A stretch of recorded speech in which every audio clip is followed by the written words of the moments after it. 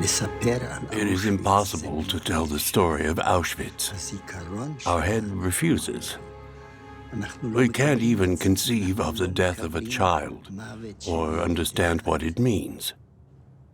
So how can we conceive of the death of millions of people? 6 million people.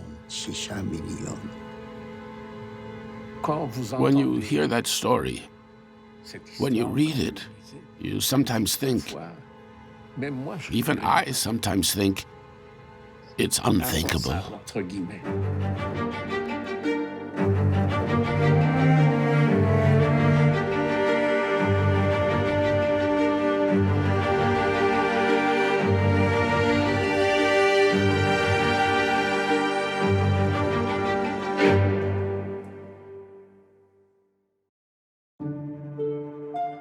On May the 8th, 1945, the Second World War ended in Europe, and with it, the war waged by Hitler against the Jews.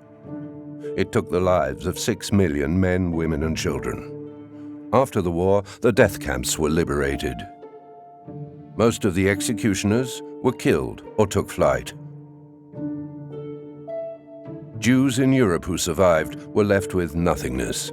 The world they came from had disappeared. Thousands were left rootless and set off in search of a new home. Many would find it in the promised land, Palestine. In Jerusalem, we'd hear people wailing in the night when they had nightmares. I didn't understand what they were saying, but they'd shout out at night. We saw people with a number tattooed on their arm. We knew that something horrible had happened in Europe, but we didn't know what. In our neighborhood, there was a man with a little workshop. We kids would call him 1 million children. He didn't speak Hebrew very well, but when we passed him, he'd say, 1 million children. They killed 1 million children like you.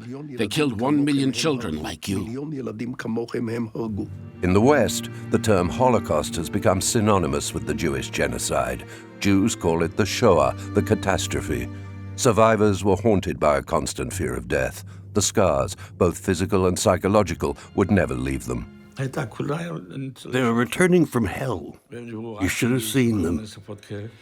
Each one was wearing 4 shirts, 3 pullovers, 2 coats. They were wearing everything they owned. They had lots of children. They were returning from nothing. Nothing anybody had ever seen before. They were returning from Auschwitz. These take on really industrial proportions by the summer of '42 when Himmler approves the creation of the 4 factories of death at Birkenau. To dupe their victims, the camp's gas chambers were disguised as showers. But most of the victims knew very well what lay in store for them. We have testimony from some of the guards who saw parents talking quietly to their children and pointing up at the sky.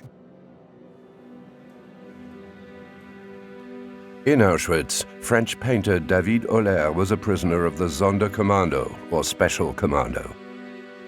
He was forced to carry the corpses from the gas chambers to the crematoriums. David Holler recorded the terrible scenes of his daily life as drawings. These are among the most important eyewitness accounts of mass murder in Auschwitz. Taking photographs of the gas chambers and crematoria was strictly prohibited.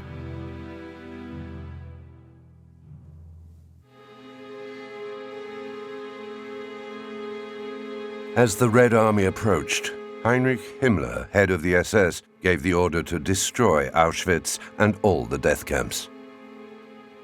These places never were liberated by anyone because they ceased to function when the Red Army arrived.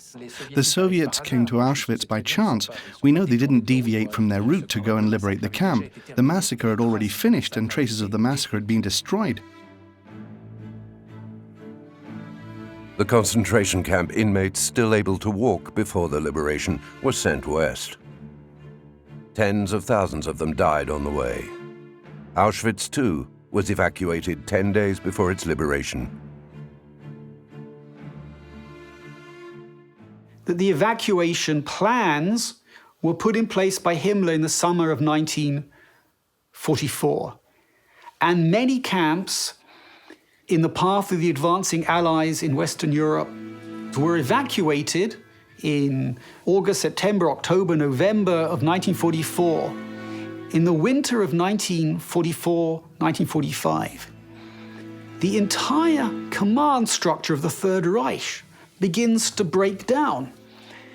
And the commanders of the concentration camps are aware that the Russians in the East, particularly, are getting closer and closer and closer. They're very panicky. But they are not setting out to kill the prisoners. Even at the end of the war, in the last months, the Third Reich regarded the prisoner population as a valuable labor force. And the purpose of the evacuations is to move the prisoners from a place where they might fall into the hands of the advancing Allies to places, factories, farms, mines, where they could do something useful for the Third Reich's war effort. And it may seem crazy for the Nazis to believe that they were still fighting a war or that they had a war effort, but they did believe that they could carry on. Tens of thousands of prisoners from the concentration camps were crossing Hitler's Reich, which was shrinking before his eyes. Short of food, they were forced along by the SS Guards' threats. The planned evacuation turned into the March of Death. Sometimes the guards got together and they said, look, they're slowing us down. We could run away much more quickly if we just killed them. And what are they? They are enemies. And they smell and they're ill. Who cares? Prisoners who couldn't go any further were slaughtered along the way, often in front of the local population. Thousands of them died of hunger and cold.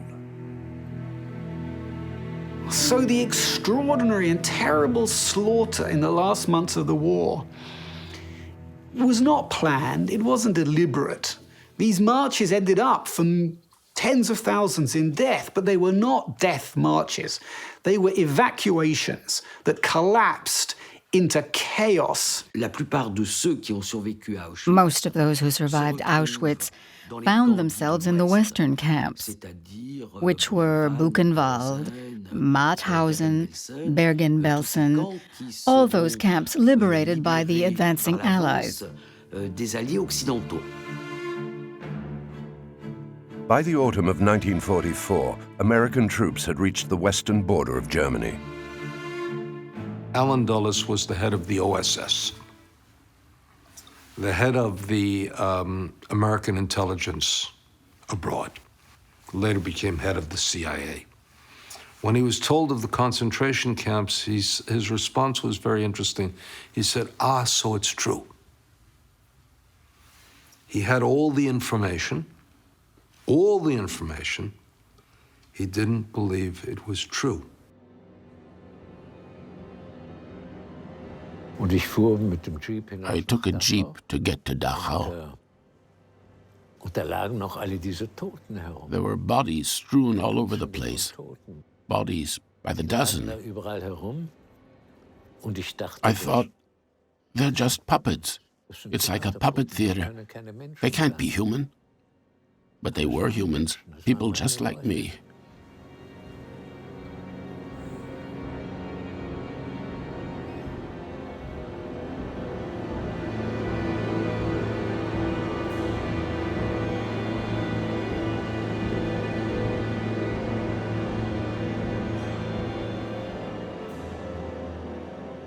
The survivors were cared for medically and fed by the Allies. By the end of the war, most of them were living in DP camps, displaced person camps, the visitors' reception centers. When it came to organizing their future, their next home, their new life, the survivors of the Shoah had to do it themselves. The trauma they suffered took on the status of a disease. It was called survivor syndrome. The war stopped, but for the Jews, the suffering, the dying, the grief continued. The persecution and the genocide, while it may have stopped on the 8th of May, 1945, continued to have terrible effects on all of their lives. There were hundreds of thousands of displaced Jewish people. There were Jewish parents trying to find their children. There were orphaned children trying to find their way back to their communities. They had no idea what their future was, where they would go. I had no one in Israel. I felt like an orphan, alone.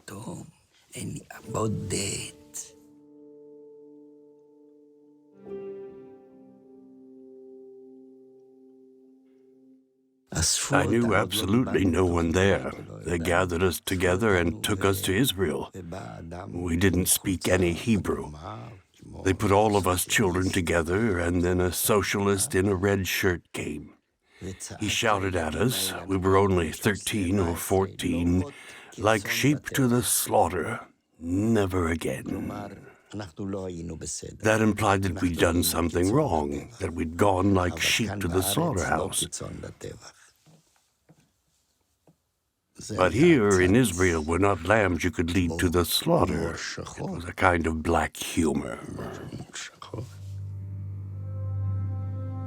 While the survivors attempted to make a fresh start, the Allied victors wanted justice to be done. After the war, the Allies went after the most prominent Nazi leaders for the international trial. Naturally, the question was, who should be brought to justice? Who were the culprits?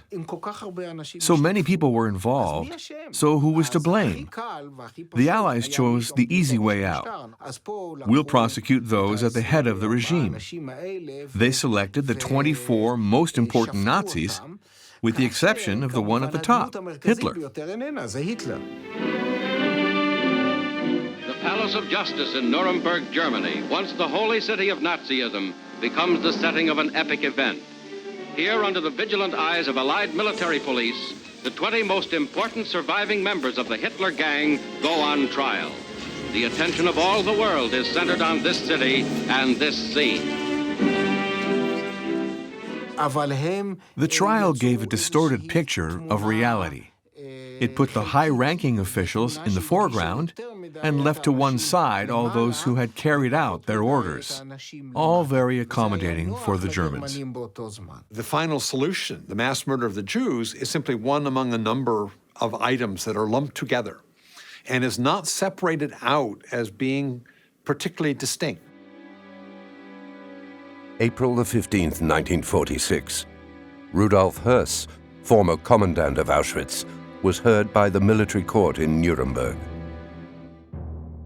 Sie waren von 1940 bis 1943 Lagerkommandant von Auschwitz. Und in dieser Zeit sind Hunderttausende von Menschen dort in den Tod geschickt worden. Ist das richtig? Jawohl. Ist es weiter richtig, dass Ihnen Eichmann erklärte, insgesamt seien in Auschwitz über 2 Millionen jüdische Menschen vernichtet worden? So richtig. Im Sommer 1941 wurde ich persönlichen Befehlsempfang zum Reichsführer SS Himmler nach Berlin befohlen. Dieser sagte mir dem Sinne nach, der Führer hat die Endlösung der Judenfrage befohlen. Wir, die SS, haben diesen Befehl durchzuführen. Himmler said on several occasions that the Führer has placed on my shoulders the heavy responsibility for carrying out his task of removing the Jews. And Himmler spoke openly about this to his SS leaders and the party leaders in a way that Hitler never did and never could do in his notorious speeches in Posen in 1943. Ein ganz schweres Kapitel will ich hier vor Ihnen in aller Offenheit nennen. Es soll zwischen uns ausgesprochen sein, und trotzdem werden wir nicht in der Öffentlichkeit nie darüber reden. Ich meine die Judenevakuierung, die Ausrottung des jüdischen Volkes. Es gehört zu den Dingen, die man leicht ausspricht. Das jüdische Volk wird ausgerottet.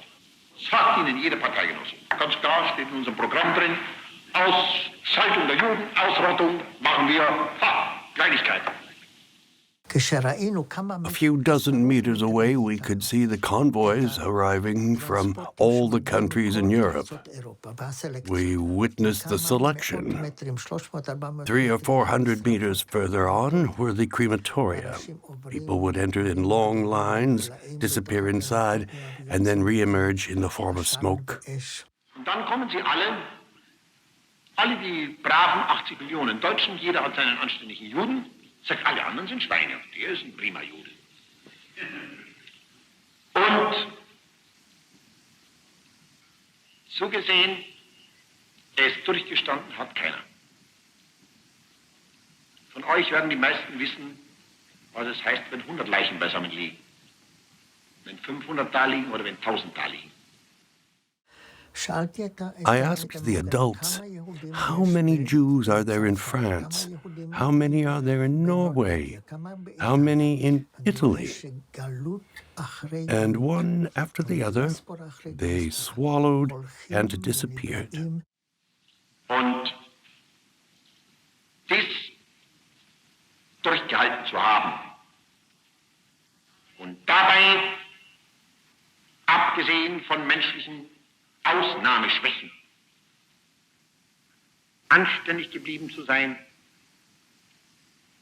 hat uns hart gemacht und ist ein niemals genanntes und niemals zu nennendes Ruhmesblatt.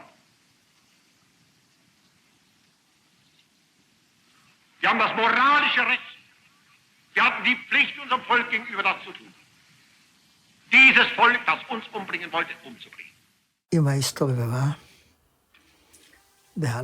mother and I were separated. She left without looking back, without giving me a last look. She just walked away, getting smaller and smaller. I remember her clothes floating in the wind. I've often thought of that thing. I found incomprehensible the fact that she didn't once look back.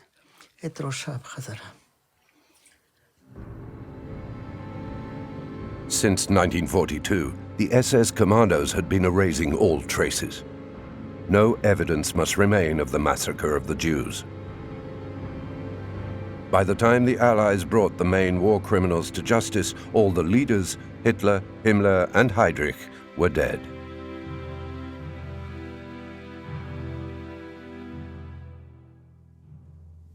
Adolf Eichmann, organizer of the Holocaust, was on the run. The victors needed evidence in order to hunt down other criminals. The first assignment that I had was go to Berlin and collect the evidence necessary to prove the guilt of all these categories of people. So I had a staff of about 50 people, and we combed through the Nazi offices, the Foreign Ministry, the SS, the Gestapo, whatever had not been bombed out, and even in the ruins of what had been bombed out, to find the evidence.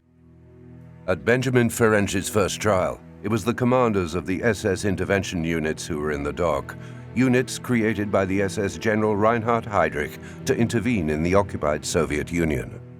Heydrich calls together all the heads of department, all of the officers of the head office of the SS, and he says in very broad, in very general terms, I have a special mission for you. It's going to be hard work. I can't say too much about it, but I want volunteers who are going to go with our forces into Russia to do special tasks. The invasion of the Soviet Union by Hitler, the largest military operation in history, began on June the 22nd, 1941. 4 million German soldiers and their allies followed Heydrich's units, the Einsatzgruppen. These 3,000 men had a mission: to invade the region and enlist local help to kill the communist civil servants and Jews. For the native populations, Ukrainians, the Lithuanians, this is viewed. The Nazis come and say, we're out to get rid of Jews and Bolsheviks. This makes perfect sense in the mind of the locals who've experienced the last 2 years as a Bolshevik regime supported and welcomed by the Jews. And you have this explosion of resentment and frustration and rage that the Nazis stir up and approve. The German propaganda machinery exploited and amplified the alleged or suspected atrocities of the Russians to make the people rise up against their Jewish fellow citizens.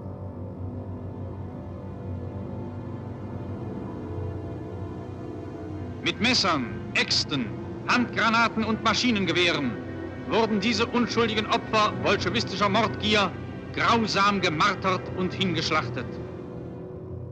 The first thing that the Germans found were mountains of bodies of Ukrainian nationalists, with alongside always one or two survivors who said to the Germans, it was the Jews who did it.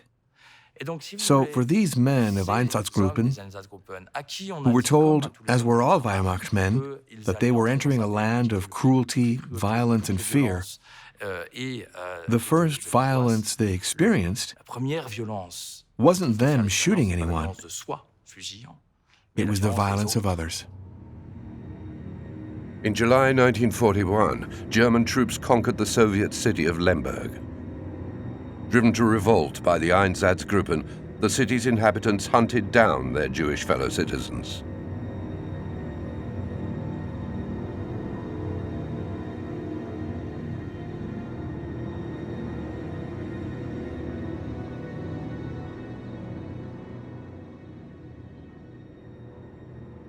The men of Einsatzgruppen weren't chosen for their taste, for the slaughter, or for their experience. They were men of no more than 19 or 20. Before joining Einsatzgruppen, they weren't born killers. They were people who, faced with their first shootout, didn't know what to do. It sometimes even made them sick.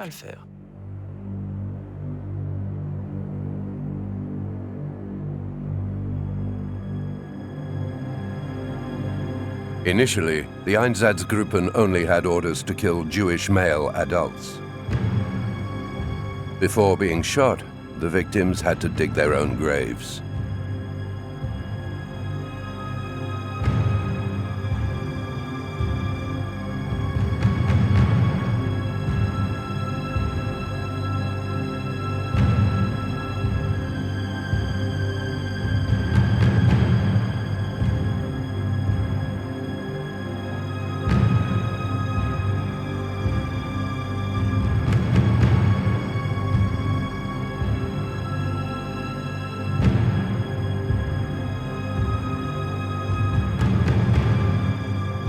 In order to kill quickly and efficiently on the front, the Einsatzgruppen needed logistic support.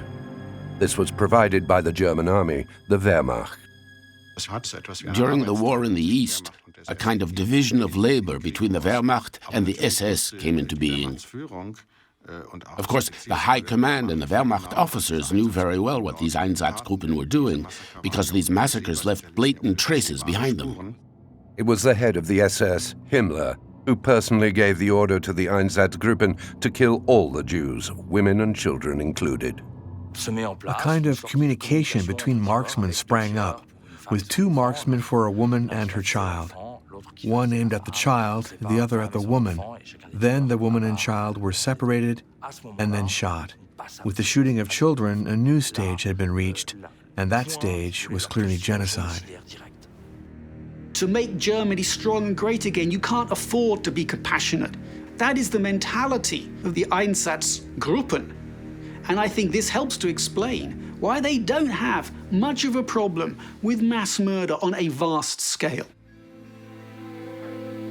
We shall show that these deeds of men in uniform were the methodical execution of long-range plans to destroy ethnic, national, political, and religious groups which stood condemned in the Nazi mind.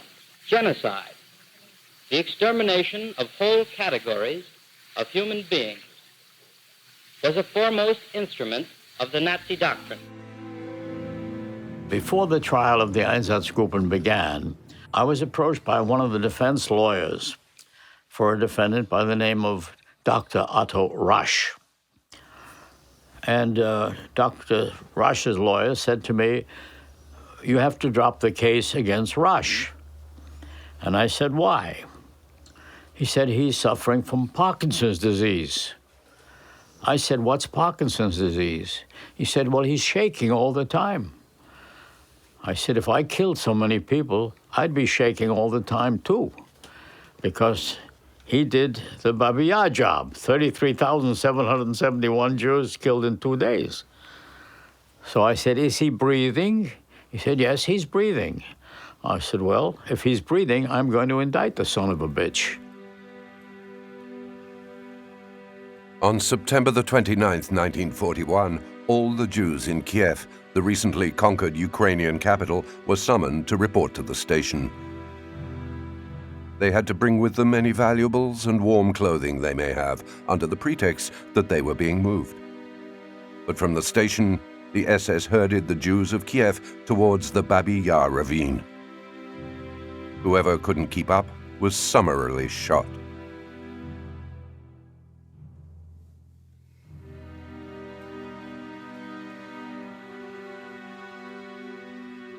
These were educated people who were kind, I'm sure, to their cats and dogs.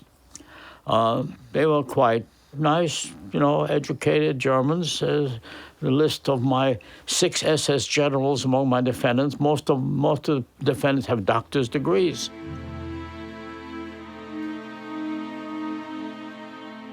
When they arrived at Babi Yar, the men of the Einsatzgruppen took all the victims' valuables.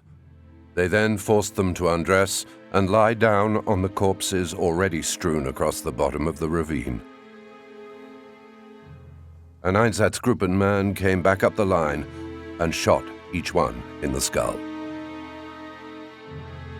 The valuables, clothing, and underwear belonging to the 33,000 victims were gathered and distributed to non-Jewish inhabitants of Kiev.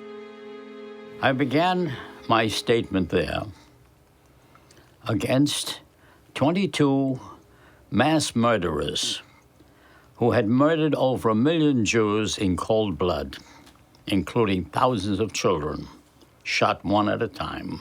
My lead defendant, Dr. Otto Ohlendorf, who had a law degree and an economics degree, who was the father of 5 children, gave what I think was the best explanation of why they had committed these crimes and their mentality. Will you explain to the tribunal why you believe that the type of execution ordered by you, namely military, was preferable to the shooting in the neck procedure adopted by the other Einsatzgroups?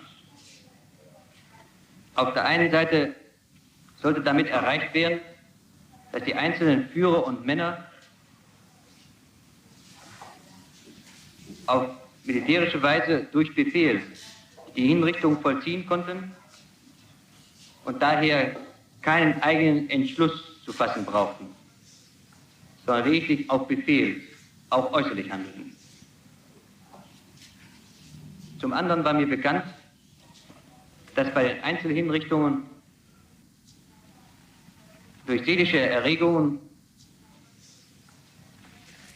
sich Misshandlungen nicht vermeiden ließen, da die Opfer zu früh von ihrer Hinrichtung erfuhren und daher nervenmäßig einer längeren Belastung nicht standhielten.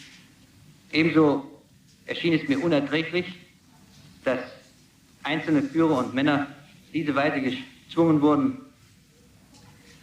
in eigenem Entschluss eine große Zahl von Tötungen vorzunehmen. All of the defendants were convicted. 13 of them were sentenced to death. Only 4 were executed, and the rest of them, a few years later, were turned loose. There were 3,000 members of the Einsatzgruppen. Every day, they went out and shot Jews and others for no reason except their own ego and their own distorted theory of Aryanization and superiority. What happened to the 3,000 men? Nothing. Nothing. Was there justice done? What is justice? To talk about justice is really totally inadequate. While the victors were looking to hold the main culprits to account, the rest of Germany had to be liberated from the influence of National Socialism. During what became known as denazification, more than 2.5 million Nazi functionaries, including members of the SS and the Wehrmacht, were checked. But only a tiny percentage of the culprits, around 5,025, were convicted. Denazification, although I believe it began with the best of intentions and the best motivations, again, it was a victim of the Cold War. A new enemy exists, the Russians. And we have to get on well with the Germans. So it's no longer politically expedient to expose Nazi crimes.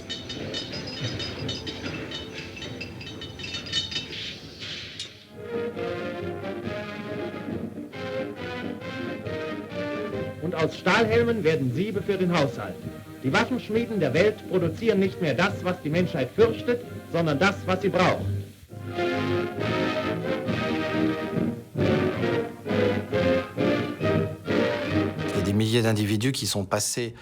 There were thousands of individuals who slipped through the net. The Cold War was beginning. There were lots of factors, and there was the fact that society must go on. It must continue to be structured, to have its leaders.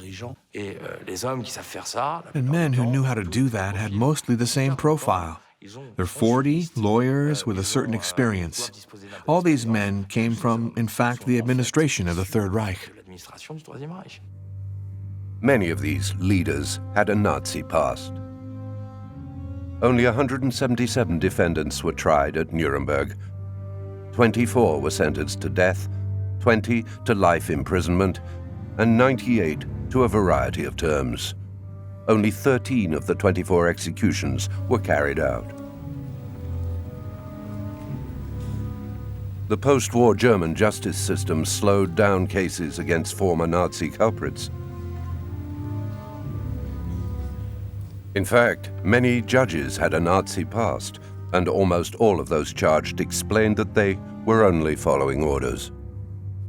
All the major criminals who hadn't been arrested in 44 or 45 were living freely and returned to their occupations with impunity. They all had careers afterwards. In fact, sometimes great careers. In 1952, Israel and West Germany signed an agreement whereby Germany committed to paying reparations for the Holocaust.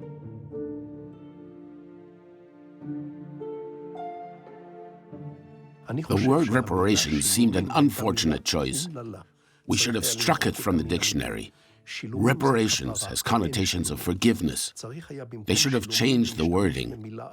The return of assets stolen from the Jews, maybe, but not reparations. The state paid in the name of the state. But companies and factories also benefited from the money and the work of the Jews, and they haven't coughed up a cent. The destruction of many documents during the war, such as instruments of incorporation of German firms, prevented them finding out to whom compensation should be paid. The IG Farben people with whom I was negotiating said, no, we don't know how many Jews there were, blah, blah, blah, blah. It was a mission impossible. And they finally agreed to pay a relatively small sum of money to settle the matter and get it out of the way. What was shocking was that insurance companies were also trying to get away with dragging things out until people died. They said that the evidence was insufficient and that the next appeal would recalculate everything. The apparent docility with which the victims agreed to commit crimes seems, in particular in Israel, just as incomprehensible as the crimes committed by the German executioners.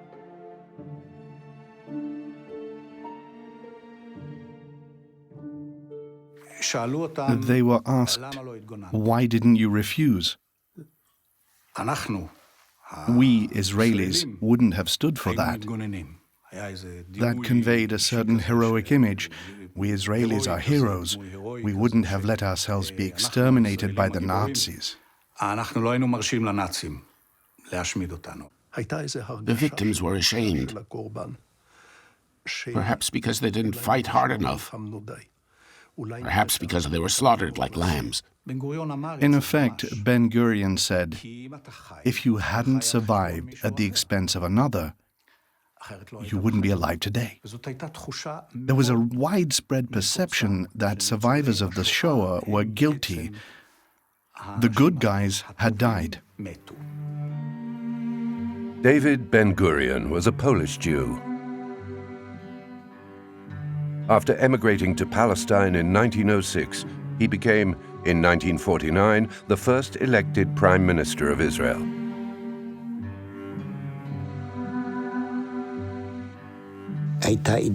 His position was, no more Shoah, no more Shoah, no past, just the future.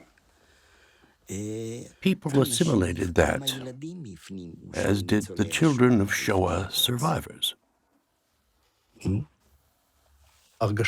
This feeling endured right up to the Eichmann trial.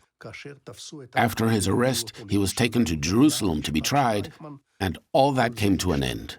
Adolf Eichmann, organizer of the deportations, was the highest-ranking official of the Holocaust still alive. After the war, he lived in Argentina under false names until 1960, when he was found by Israeli agents. נתגלה על ידי שירותי המודיעין בישראל אחד מגדולי פושעי הנאצים, Adolf Eichmann. At the opening of the trial of Adolf Eichmann in Jerusalem, many people were shocked when Eichmann walked through a door and into the famous glass booth, because he looked like your uncle. He looked like an accountant, a small businessman. Bald, spectacled, wearing a dark suit with a tie. He didn't look like the man who had sent hundreds of thousands of Jews to the death camps. במקום זה, בו אני עומד לפניכם, שופטי ישראל, ללמד קטגוריה על אדולף אייכמן, אין אני עומד יחידי. עמדי ניצבים כאן בשעה זו 6 מיליון קטגורים. אך הם לא יוכלו לקום על רגליהם, לשלוח אצבע מרשיעה כלפי תא הזכוכית ולזעוק כלפי היושב שם, אני מאשים. מפני שאפרם נערם בין גבעות אושוויץ לשדות טרבלינקה, נשטף בנהרות פולין, וקבריהם פזורים על פני אירופה, לאורכה ולרוחבה. דמם זועק, אך קולם לא יישמע. During the trial, people were almost fighting to tell their story. The survivors of the Shoah found themselves in an unexpected situation. The state needed their stories. Stories no one had let them tell. They weren't listened to. No one was interested in them. The Eichmann trial enabled the people to rediscover the Shoah. They all listened to the radio religiously. And he played a role, that of the perfect subordinate, the gray, dull, unassuming functionary. Ich habe diese Befehle im Gegenteil mit dem größten Widerwillen entgegengenommen und trotz meiner wiederholtesten Bitten, mich von diesen Aufgaben auszunehmen und mich von diesen Aufgaben zu entbinden, wurde seitens meines Vorgesetzten nicht entsprochen. Ich hatte diesen Befehl durchzuführen. Except that when you listen to Eichmann or you read Eichmann outside the scope of the trial, you're not natural in a trial, especially when you're trying to save your skin. But when you listen to Eichmann in his circle of friends, and we can because he's been recorded by his own friends, his friends, SS refugees in exile in Argentina, like himself, who would meet up to talk about the good old days and who would record each other because their project was a book on the history of the Third Reich. Well, when you listen to Eichmann on those tapes, which have mostly been transcribed, you hear something else again. Und aus diesen Motivierungen heraus müssen Sie verstehen, wenn ich sage, wenn 10,3 Millionen dieser Gegner getötet worden wären, dann hätten wir unsere Aufgabe erfüllt. Nun es nicht so ist, werde ich Ihnen sagen, dass das Leid und das Ungemach unsere noch nicht Geborenen zu bestehen haben. Vielleicht werden sie uns verfluchen. The prosecution wanted to prove that Eichmann had come up with the plan of the final solution to destroy the Jews. Why? Because Hausner did not have Heydrich in the dock. He could not cross-examine Himmler or Müller, and he certainly couldn't cross-examine Adolf Hitler. He had Adolf Eichmann. So he made Adolf Eichmann responsible for all of the crimes of the Third Reich. But what makes Eichmann such a horrible person is that in the end, it doesn't stop him from contributing to the process of mass murder. He didn't have the excuse of saying, I didn't know. He did know. He saw it. And then, as he said in his own words, he sent the Jews to the butcher. When he was deporting trains to the east, he knew what the east meant. It meant shooting into pits. It meant gas vans. It meant pushing women and children into gas chambers. Israeli law stipulates that the death penalty can only be applied during wartime. This provision was waived in the case of Eichmann, who died by hanging on May the 31st, 1962. After the Eichmann trial, the legal drama of the Holocaust continued in Germany. 9 former SS officers who had taken part in the elimination of Jews in Treblinka concentration camp were tried in Düsseldorf in 1965.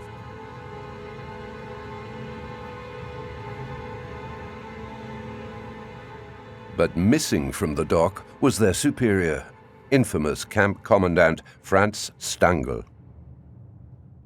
And Stangl reorganizes the camp, enlarges the number of gas chambers. They build extra gas chambers. And Treblinka then very quickly becomes the most lethal camp. Stangl said, I see Jews as a delivery that arrives and that must be destroyed. He had gotten used to not considering them as human beings, but as an inferior race that had to be exterminated. It was a death machine which worked very well without requiring lots of manpower. It was a factory of death.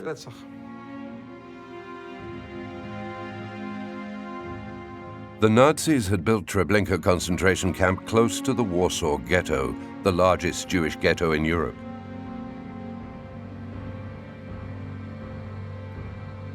Eichmann's trains delivered between 750,000 and 950,000 people to Stangl's gas chambers.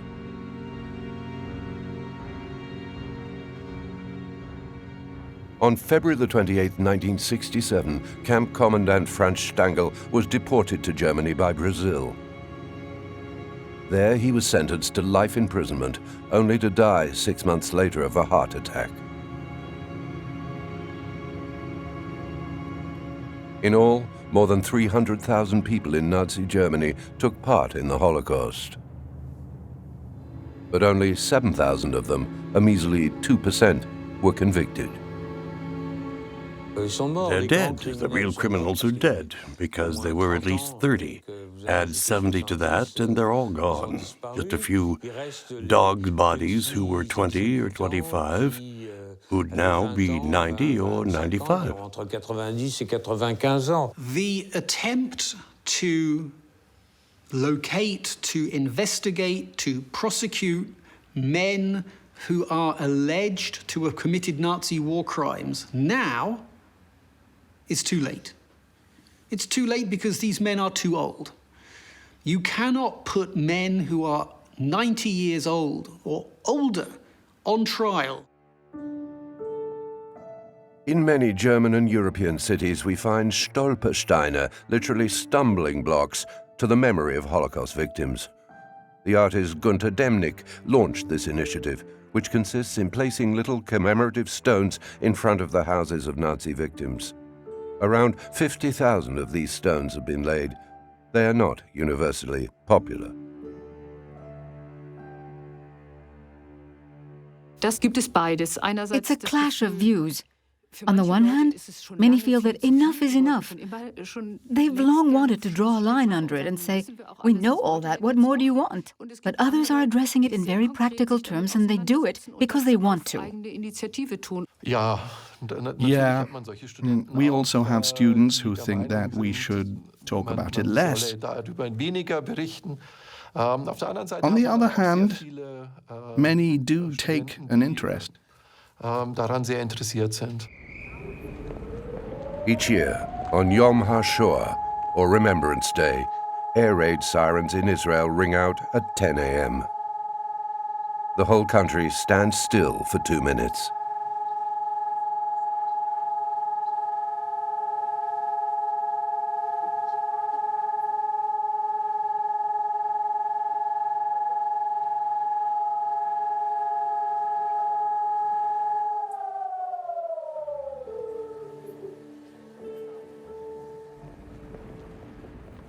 The survivors of the Shoah who came to Israel, and no one wanted to listen to them, are now in the same situation. Once again, no one wants to know. I receive many letters from children of survivors of the Shoah. They upset me. One of them wrote, "My mother, whom I loved so much, survived the Shoah. She spoke very little, hardly at all. I understand now that, in a way, she was a very special woman. How come I didn't notice before? I was so blind. I knew the Shoah survivors carried a great burden within them, but I never asked, how could I have been so blind?" Yad Vashem is the Holocaust Martyrs and Heroes Remembrance, Israel's national memorial. Through 9 underground passages, the museum tells the story of the persecution of the Jews. Yad Vashem has also gathered more than 110,000 testimonies from survivors of the Holocaust. The heritage of the Shoah is still a part of modern Israel. It's sad to see that in Israel, Shoah survivors are very poorly treated. They are old people. They don't get any help from the state. They live in very difficult conditions. As they don't have a strong lobby, they get very little from the state. They've got a tiny bit more, but only because of a big demonstration in Jerusalem. Why do these old people have to fight for their rights? There are still 250,000 survivors of the Shoah living in Israel. 1,000 die every month. They went through hell, but today some of them can't even afford to feed themselves. I met one of them. He never received any compensation from the Germans. The state should look after Shoah survivors far better than that. After all, it was they who built this state. On August the 6th, 2007, thousands of Holocaust survivors demonstrated in Jerusalem to demand more aid from the state. Their placards read, "Sorry for surviving." I find it shameful and absurd that the survivors of Israel be humiliated in this way, and that they die of hunger. It's a real shame for the state of Israel. 70 years on, the Holocaust is one page in history that is far from being turned.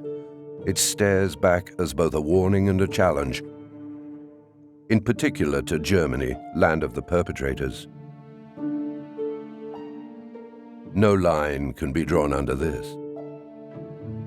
For Jews, Germany will never be a normal country. And I don't think Germans will ever feel normal because of history. The Germans cannot escape their history. On May the 10th, 2005, a memorial was erected in Berlin to the murdered Jews of Europe. Peter Eisenman, who designed the monument, declared, "The vast scale of the Holocaust inevitably makes any attempt to represent it by traditional means an exercise in futility."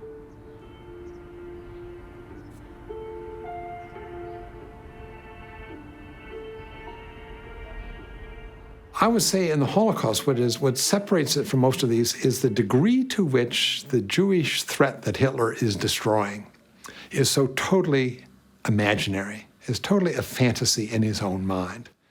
The notion that somehow Germany is threatened if you don't kill a 2-year-old Jewish baby in the Ukraine is total fantasy.